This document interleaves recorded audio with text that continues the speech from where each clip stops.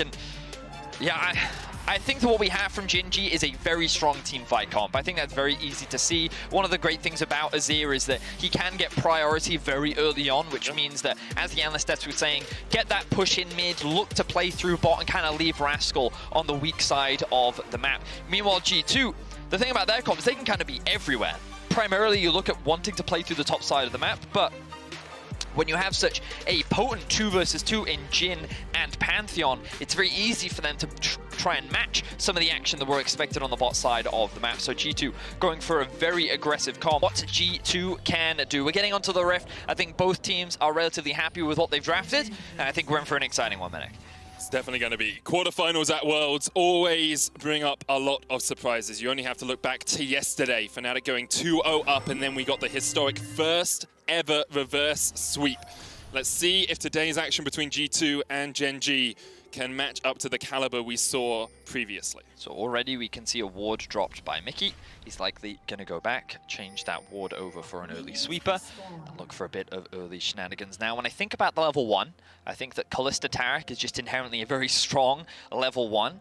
But you can say the same for Pantheon and Jhin. But I would be surprised if G2 looked to set up an invade. The thing that G2 have to be worried about is that delayed invade with the Lilia. Very common play that we see from many teams with the Lilia. But it looks like for now, Gen.G is going to stay safe on the bot side of the map. And it also looks like Rascal used Yeah, that's what I was about to say. Rascal, I had production ping me. It says they think Rascal flashed, and we're going to have a look down towards this. So G2 did go in for a little bit of invade. There's the stun, as you can see in your picture-in-picture, and Rascal just flashes away. So that's a big loss for Rascal in the top lane, because as you said, it's possible Gen.G just leave him on an island, and Wonder has been laning very well so far this world. But also, look at Jankos' pathing. So he's starting bot side, and he's going to path up towards top. Of course, Lilia likely going to be doing the same thing, but G2 going to look to make some plays up towards the top side of the map, and Rascal needs to be careful, because if he falls behind early, Wonder is going to take over the game on the Camille, as we see a bit of trading down towards the bot side. And the thing with this sort of trading is, as the Pantheon Jhin, if you can get a 4th shot in with a stun from the Pantheon, you can actually get a lot of damage down,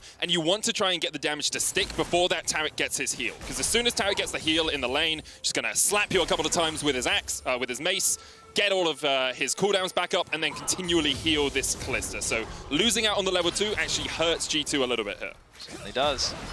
Stun comes through. You can see the combo coming out. Ooh, that's a lot of damage. Mickey going to be forced to flash, and really good punish there from Ruler and Life. That's going to put them in a very comfortable position early on in this laning phase. You can see that this priority coming out from BDD on the Azir as well. Very much what we expected. So Gen.G in this early game already have 2 strong lanes in both bot and mid. But now keep your eyes on Jankos. You can already see him pathing up towards the top side of the map, hovering around Wonder's lane, offering both protection, but also looking for an opportunity to gank. Klid is nearby as well. He's actually just doing his grump right now. Rascal's going to use the stun there onto Wonder. And Jankos is just pathing down towards mid. Perk's going to get forced back underneath this tower. Doesn't have heal on the AD carry. Both these AD carries opting for the cleanse to get out of the stuns instead of going for that healing summoner spell. And Jankos will be able to start up this Scuttle Crab, but BDD and Klid are having none of it. Jankos forced away because of that pressure you talked about in mid lane, Vetty. Good use of the mid lane priority. Klid also noticed that top wave started bouncing back as well. Jankos wanted to try and sneak that one away, but it will be denied from him. Now Klid can be the one to offer protection. I'd be surprised if they looked for a dive onto Wonder. But I think the main goal here from Klid is to just offer a little bit of safety. Oh, he's looking for that gank. Wonder missed the stun. Rascal's just going to put a huge amount of damage down here onto the Camille, and Klid flashes in, flash away from Wonder. Just about escapes. Here comes the teleport, actually, as Caps looks to join the fray. Has that extra movement speed from the home guards, has the stun card locked in. They dive onto Rascal. Rascal gets a stun once again, and first blood goes Gen.G. Answered quickly by G2. BDD's teleported in behind him, and Wonder has to dash behind his turret. Caps caught out by 2, nowhere for him to go. The Emperor slides in and gets his first kill of the series. Beautiful punish from Gen.G. The fact that they're able to find that kill onto Jankos, the fact that first blood even went over to Gen.G when it was G2 looking to make the aggressive play, ends up working out beautifully for them. Rascal now going to TP mid as well. He's going to catch that farm, push it underneath the tower. And Gen.G are just going to get advantages across the board. So this early lead we talked about, the G2 rather wanted to look for, already starting to flounder. So we can see here, Wonder still only level 3, doesn't actually land the stun, and Klid uses that as an opportunity to force the engage. Now, note that there's a lot of minions still there. Klid if he was able to land that Q, likely could have gotten the kill, but then the flank TP comes in from the Twisted Fate. He's able to get the reset off. He wants to get this damage down and land the stun, but Jankos throws the spear too early, so he doesn't actually have that additional damage. If he just waited for Caps to land the stun, then they likely would have been able to just quickly get that execute and then maybe turn it around. But Rascal, he plays it well. He gets the shield off of his heat. He's able to buy more time, which then allows Gen.G to come out on top. We've already seen that roaming from both the mid laners starting to come to fruition, mostly for Gen.G. BDD getting the kill, getting a kill onto Clid as well in that top lane fight. Caps is already moving away from mid once again. He was on a blast cone, looking to jump down towards this bottom lane, but G2 a little bit too pushed in to get anything in their favor. You can see that this early laning dominance coming out from Gen.G. The bot lane 2 versus 2 going extremely well, largely off the back of that level 1. Now, BDD does have flash. He's just going to slide out to safety. That's a lot of damage down onto Perks. And again, like, these punishes just keep coming out. Ruler playing the lane extremely well. Rascal has the level advantage on Wonder as well. Clid looking to get that swell suit just onto Perks, but couldn't quite land it. And as you say, Veddy, it's a big early lead here for Gen.G. About 600 gold ahead. They're going to get a plate here in the bottom lane onto Ruler. He's got a 15 to 16 CS lead. Top lane is 10 CS ahead for Rascal. Mid lane is pretty even, but remember that BDD got that kill. So Gen.G are just in a very strong spot. And we said in Pick and Ban, they're looking for team fights. Well, their laning phase is going well. Their team fights are only going to go better. Certainly is. I think that it really goes to show how poor level 1 plays can really punish you in the laning phase, and losing that flash from Mickey hurt him a lot, but now G2 on the offensive again. Hexagon made him into the Destiny Stormbringer, will not save the Volley Bear for now. There's a kill in the top lane as the Dragon goes down to Gen.G. So, Caps is able to use the ultimate at level 6 to find that kill on the top side, but BDD going to respond by getting a plate of his own in the mid lane. So, not the end of the world for Gen.G. Of course, the bright side for G2 is that they alleviate some of the pressure. Gen.G has been dominating this early game so far, and the fact that G2 get a couple kills back is definitely some good news for them. Clid's going to use the extra movement speed from his smite to just walk away with the blue buff steal. His blue is not up, although Jankos does have a level advantage while he's stealing away these wolves. And 7 minutes into the game, Veddy, that gold is evened out just a little bit. It's only about 300 to 400 the difference now. Both teams seem to have come out swinging in this series. Yeah, I'm still keeping my eyes on Ruler, though. He has a level advantage, he has a huge CS advantage. When you look at the difference in itemization as well, the Berserker's Greaves are going to offer him a lot more than the Swifty boots that Perks has gotten for himself. And I like what I'm seeing from Gen.G in game 1. Early lane dominance, the bot lane playing well. It feels like that they're kind of getting the win conditions that they want. What the analyst desk was talking about, enable Ruler, give him that lead, give him the ability to carry. And as Yamato said, once he gets that lead, he very rarely lets go of it. So let's see if G2 can bounce back. BDD senses a disturbance in the force. Is he a Padawan or a Master? That's the question. Cap's going to step forward. Mickey goes in as well, and BDD, he's played this game before. He's been ganked enough times to know when one is coming, just walks his way out of it. And I will mention, you know, we talked about playing around Ruler and getting him ahead. Well, Ruler and Life have actually kind of just won this lane by themselves. They were the ones that forced Mickey to flash away. They were the ones that forced Perks to have the cleanse. And Clid hasn't had to spend that much time down here, which means he's been able to answer Jankos, who was trying to gank Wonder a lot in that top lane. It's true. I think that so far everything's just kind of coming together for Gen.G.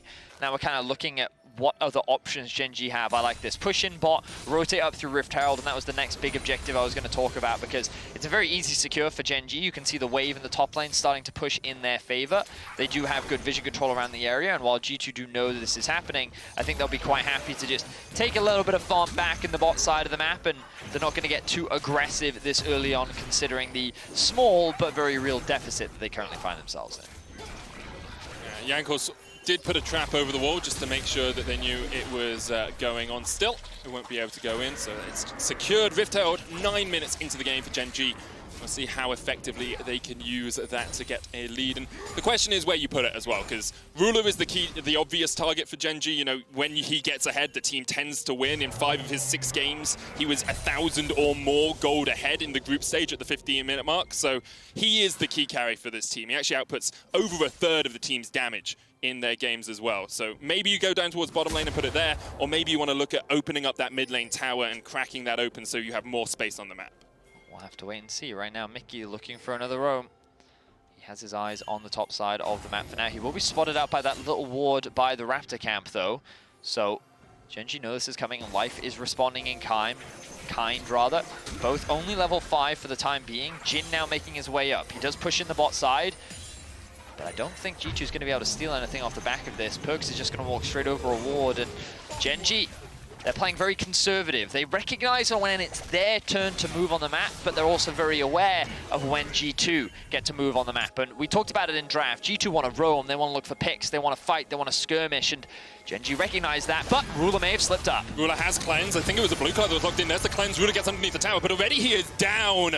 Tanked up by Caps, the kill goes to Jankos. It was in fact a red card that came out from Caps, and while that slow did help, perhaps he wanted to try and bait that cleanse out early from Ruler. Either way, he holds onto it, uses the cleanse when the stun comes through from Mickey, but it is a kill for G2, and this is big. You know, G2 was constantly looking for that pick, looking for the skirmish, and one of the big things about bringing Mickey into the mid lane is it guaranteed priority, because BDD immediately played more defensively. We saw him sitting underneath that tower. He was very aware of what was going on, but then Ruler seems like a bit of a slip in judgment there, doesn't show that same level of respect, and in that small window, G2 is able to capitalize and they get themselves a pick.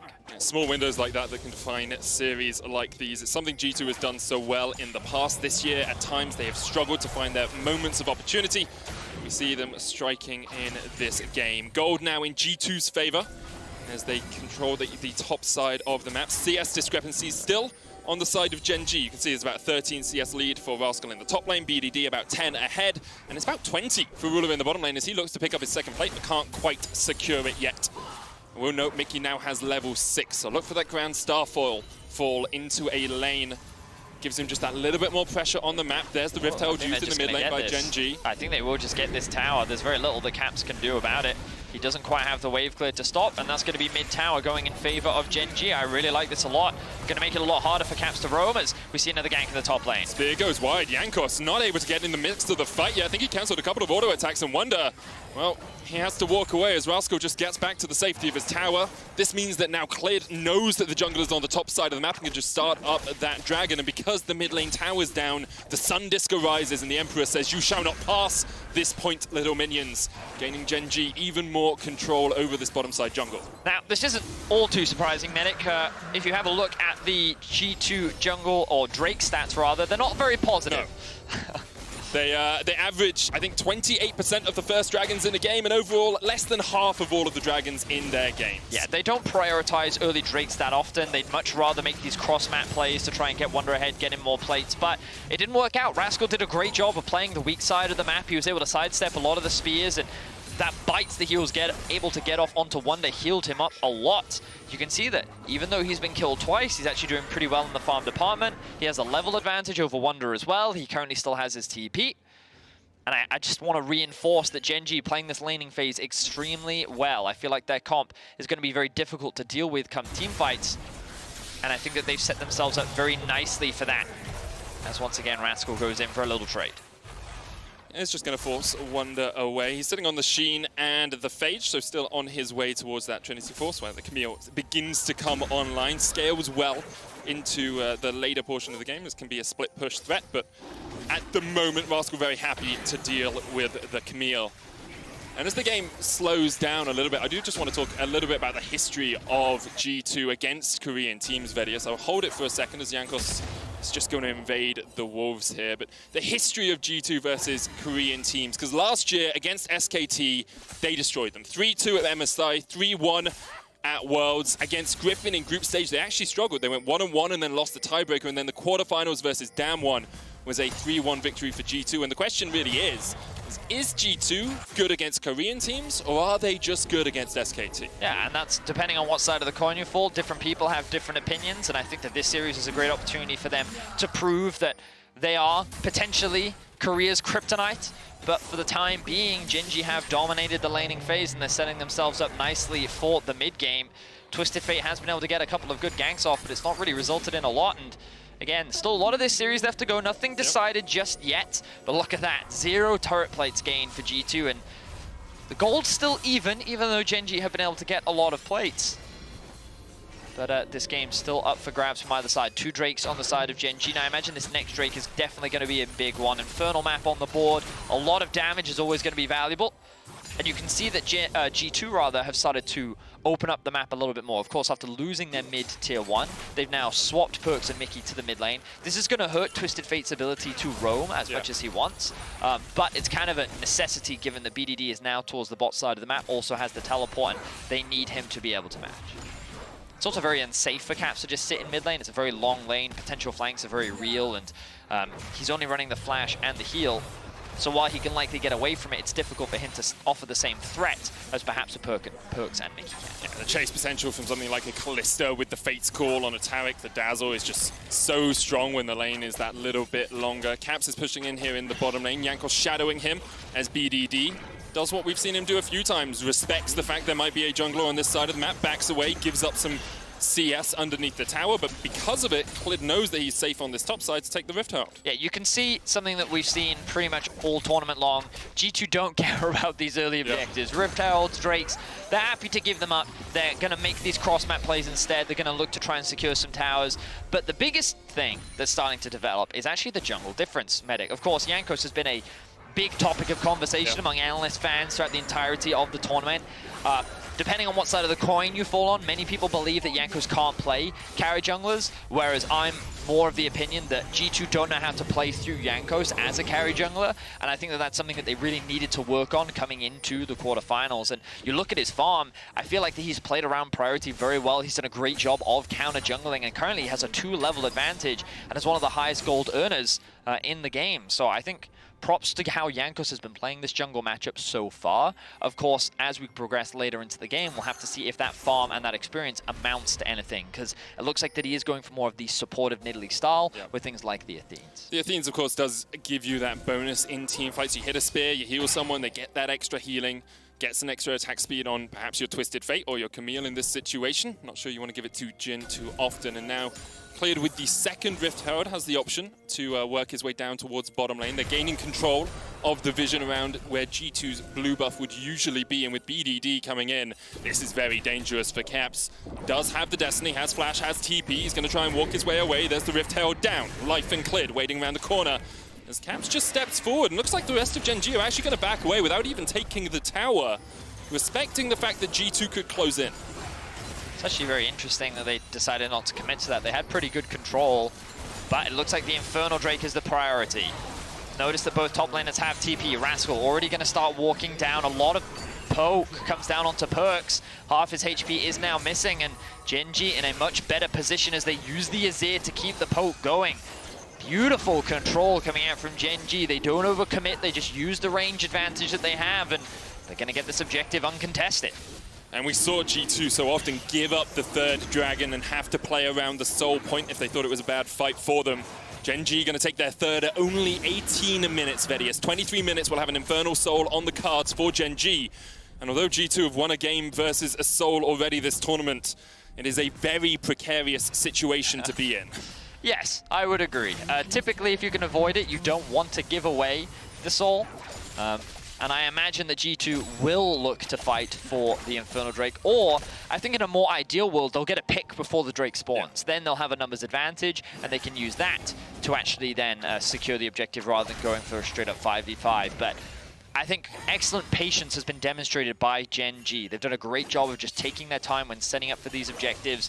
They've been very calm and calculated when it comes to approach, and this again is something that Yamato talked a lot about on the analyst desk. They are a very precise team, you know, they don't take a huge amount of risks, they're very controlled, they recognize the strengths of their composition, but now they might have been called out. Destiny coming in, Clid is already down before Caps can even join.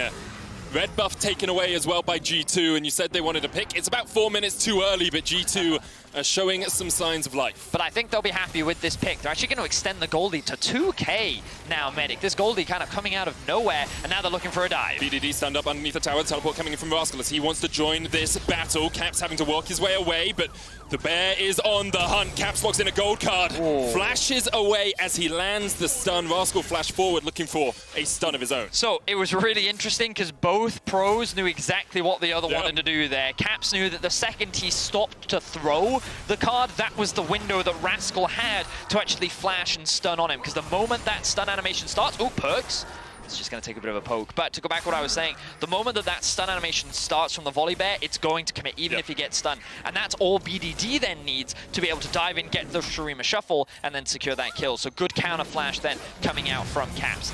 Here, all you see is Klid trying to secure his red buff and not recognizing that the bot side of the map does not belong to him. So good pick from G2, recognizing the mistake, and they've now got themselves a 2k gold lead. So even though they're at a Drake deficit, even though they've been behind in farm a little bit, Cap's doing a great job of keeping that gold even, securing some additional towers, and overall keeping the game very even. A very interesting game so far. I expected a little bit more bloodshed in the early game, honestly, Medic, but again, I think a huge amount of credit needs to go to how Gen.G played the laning phase. We saw how they had a huge advantage in the 2v2 bot lane. BDD did a great job of keeping pressure up in mid, and Klid was beautifully controlling all of the objectives. Secured 2 early Drakes, well, 3, and 2 Rift Heralds as well. Meant that G2 was kind of stifled in terms of their early picks, but that didn't stop them. They were still able to find a couple here and there. I'm going to take a second here, Vedius, to praise the support, because that's what I love doing. You know, I'm a support main. You're going to talk about the Vision score again? No. So Vision score, who cares? Zombie Ward, you're cheating, okay? Mickey delayed his Umbral Glaive to get an Executioner's Calling. And if that is not the truest support I have ever seen in my life, I don't know what is. Like, no one else has Grievous Wounds. They're playing against Taric. They're playing against Taric. There's a lot of healing, okay? He delayed his Umbral Glaive. That's vision. That's extra vision score. That's extra numbers on the scoreboard. He is giving up to help out his team with this Grievous Wounds, Vedius. And he has. Fair enough. He's had a very good tournament so far. Just wanted to highlight he is a beast as the Destiny comes in. Klid, once again, the one they're looking to catch out. Life going forward. There's a stun on Klid. Babby caught out in the jungle. They're taken down. Life will follow shortly after, and here the picks. G2 have been looking for. The curtains open. Mickey flashes the wall. BDD is sniped by Perks. And Ruler forced away as well. Now only 2 players left for Gen.G as G2 start up the Baron. And that precision that we were talking about for Gen.G suddenly comes out from G2. 1 pick turns to 2 into 3, and it's going to convert into a Baron. What was a slow, steady game from both teams, trading sides of the map, looking for picks here and there, has now exploded in G2's favor as they lock down the Baron and get themselves a 5,000 gold lead. Ruler and Rascal looking for the push here in the mid lane. They will be able to get 1 tower, but Perks is on the hunt. The flanking Jhin is the deadliest as he looks to try and catch out Ruler. Perks has flash. There's a blast cone there for Ruler as well. Perks will not flash forward, but lands the deadly flourish. Wonder coming in as well. Ruler's already used his cleanse. Wonder has the flash, has the knock up, will land the stun. The Hexagod made him make sure Ruler can go nowhere. Good read there from Wonder. You might be wondering why did he bother ulting, but Ruler was in a position to try and flash over the wall to safety, and Wonder wanted to make sure that he could not get away. 8 kills now in favor of G2, and the plan's all coming together. Who needs those first 3 Drakes if you get the Baron? Look at this pick. It is that deadly combo of Twisted Fate into Jhin, into the Nilly Spear that you just can't escape from, and it was just kill after kill. It's so easy for Mickey to collapse on the squad as well. And G2, they never fell prey to going for those 5v5s early. They never tried to kind of go for those situations where Gen.G could win. Instead, they waited for Gen.G to be moving around the map, trying to set up vision, trying to catch a wave, and then they looked to strike. And they've been able to balloon this lead so quickly off of a single pick. They really have. Their ability to keep Gen.G from team fighting is what has made these picks possible, the ability to catch them out in the jungle. You can see the level discrepancy between the supports. Mickey level 11, Life only level 8. There's a level lead for Perks, there's a level lead for Caps, there's a 2-level lead for Jankos in the jungle. And even Wonder is ahead. And Betty, you said you talked to Whippo about how Volibear can match up into a Camille if you play it properly. When you're a level behind and the Destiny's coming in, it's very difficult for you to do that. Perks stepping forward, Deadly Flourish will connect Stormbringer, that will make the bear unstoppable. The curtains open and 1 shot connects, 2nd and 3rd miss as the 4th comes down. There's the stun card, 4th shot obviously going to hit on a stationary target, and Rascal just going to try and clear out these minions. Mickey, I'm not sure you needed to steal that kill, but I praised you earlier. Great kill steal, Mickey, good job. As he gets his first kill of the game. Wow, so G2, what are they now going to do with the Baron? Because they don't really care about the top side of the map. They have a wave bot, but there's no wave in mid. So BDD can actually take this tower without really being punished for it, but it will force Klid and the Life, rather, to reset and look to defend some of these objectives. They're going to be able to get back in time. I want to see BDD reset right now, but he does have the teleport because he's the primary wave clear. Remember, the Azir is going to be very... Ooh, hang on. Rascal spawns in 10 seconds. Okay, so I thought that Clid would actually use his ultimate and they'd look to set up a flank, but Gen.G don't actually have any deep wards at all. If you have a look at the minimap, the entire bot side is vision-free for the side of Gen.G right now. All their control is up towards the top lane, and this means that being able to punish G2 for pushing these towers is non-existent. So good control there from G2 to mitigate any potential flanks. This gold lead has just exploded, Vedius. 6,000 ahead now for G2. And Gen.G, they do still have options. They still have a very strong team fighting composition. They still have a 2-item Kalista with that Taric, that Cosmic Radiance, and actually a 2-item Azir now with the Rabadon's Death Cap and the Nash's too. If they can find a good team fight, they can definitely still win out. Well, that's the question. Can they find the good team fight, right? Because so far, G2 have done everything in their power to avoid it. They've only been going for these small skirmishes, for these small picks.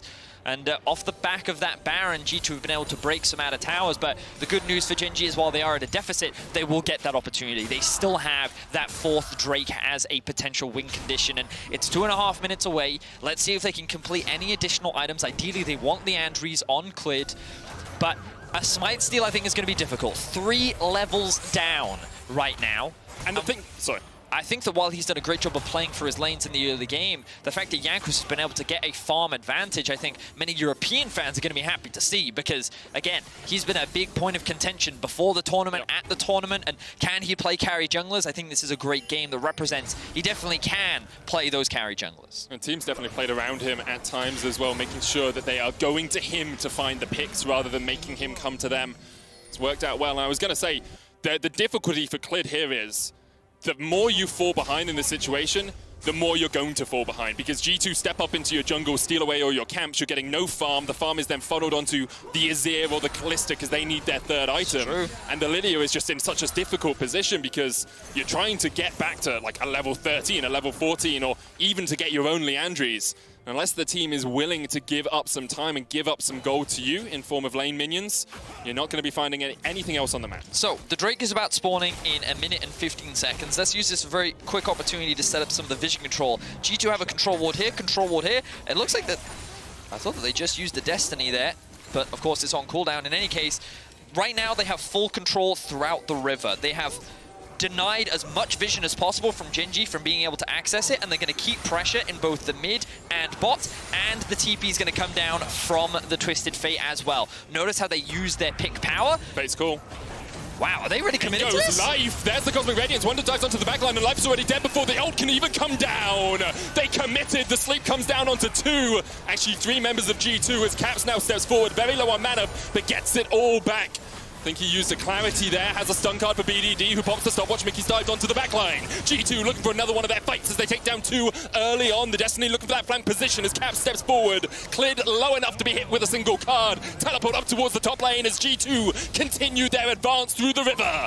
Ruler has nowhere to go. Wonder chases him down and slices him up with his legs. And now Rascal, the last one on the menu. G2 get the ace in the top lane. And what an ambitious fight start from Gen.G. They had no control around the dragon, but they knew that they had to make that Hail Mary play. If they didn't get a good fight, there was no way they were going to get it, and they end up getting destroyed. G2 now with the ace. They may even look for another kill. Look at Wonder just denying the minion waves away. And it looks like G2's going to try and secure themselves this Baron. Mickey taking quite a lot of damage there. They don't have the smite. Oh, of course, because the Nidalee's going to go get the Dragon Soul. But they're kind of spreading their resources thin. Okay, G2 have overinvested towards this Baron. Nidalee went towards the Dragon. G2 back off it. Seeing that the teleport came out from BDD, they will get the Dragon. They'll stop Gen.G from having any chance at the Soul. And with the advantage G2 have, they should be able to set up around the Baron once again. So the good news for G2 is because what Wonder did, it actually denied Gen.G from getting anything else. So we'll come back to that in a second. Look at this engage from Gen.G. Like, this is quite an engage, right? Just throwing the support in to just basically be a martyr and say, okay, you start the fight for us. But Gen.G's then in that choke point that they can't commit to. We have to go back to live because have a look on your screen. You can see that Gen.G committing to the Baron. Destiny spotted him out. Wonder on his way. Doesn't have the teleport to join the fray. Caps gets a stun card. You can see Rascal locked out. BDD flashes forward, lands onto Perks. There's a dazzle. The cleanse doesn't get him away, and there's one kill already for Gen.G. Mickey coming from the side. side as Wonder dives onto the BDD on the back line. 2 for 2 so far as Cap's now going to step forward. Clint low, life low, everyone on Genji's low. G2 take them all and 3 survive. Wow, that fight initially looked quite good for Genji. They were able to shut down Perks almost immediately, but the gold gap is too big. Caps one-shot Ruler with a single card. Wonder and Mickey doing so much damage. Support Pantheon, more like carry Pantheon, as G2 are going to look to secure game 1 with a 19-4 kill score. 15 seconds left on life, but I don't think he's going to be able to defend versus the oncoming storm that is G2. It was a close game until it wasn't, Vedius. From 300 gold the difference to 12,000 at the end as G2 send a statement in game 1. Strong performance from G2 here in game 1. The laning phase looked extremely good for Genji. Like really the 2v2 in the bot side, I felt like that they had full control. It really did feel like Ruler was just kind of run away with the game. They were able to secure